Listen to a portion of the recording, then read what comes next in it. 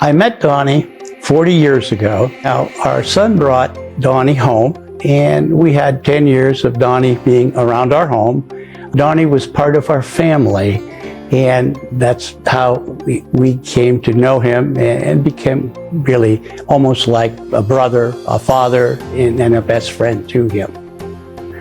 Donnie was very fortunate to have the LECOM VNA looking after him. Because of his intellectual deficit, at times you couldn't be sure that he understood what was going on. So continuity of care with the VNA was outstanding. The same nurses came, and he got to know them. He was comfortable with them. They knew what to expect. He knew what to expect, and it couldn't have been any better.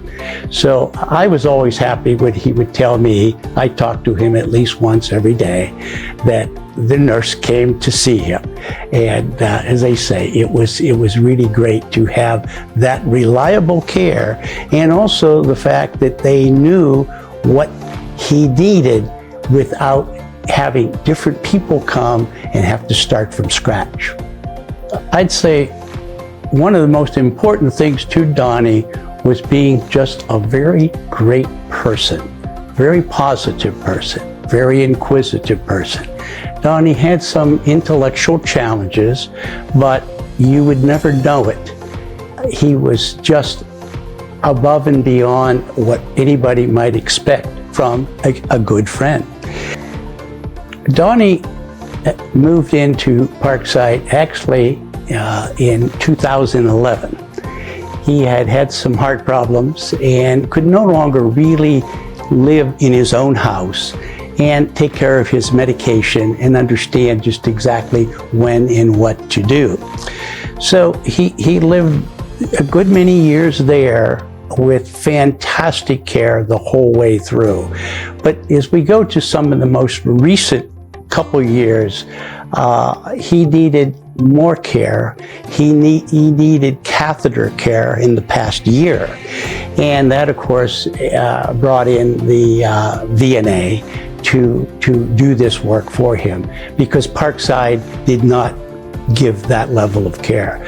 But the most important thing that they gave was Parkside had the most outstanding staff, whether it be the receptionist when you walk through the door or a maintenance man who was fixing something.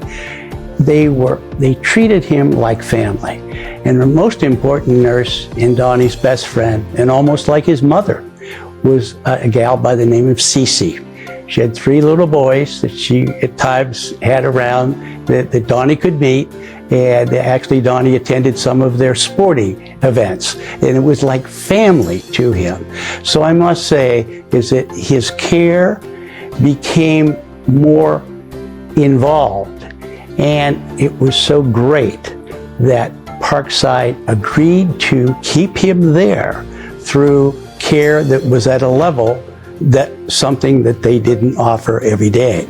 But having the visiting nurse come in and supplement things, this made it acceptable for Donnie to still be a resident. And fortunately, entered in the end hospice care, still able to stay and get the kind of care in the friendly place and atmosphere that he lived in for 14 years. One of the important things of having continuity of care through the LECOM system, okay, this was very important, in that we had Cece and her team in-house, and then we had the VNA coming in from outside, and hospice care also, and it was all coordinated extremely well.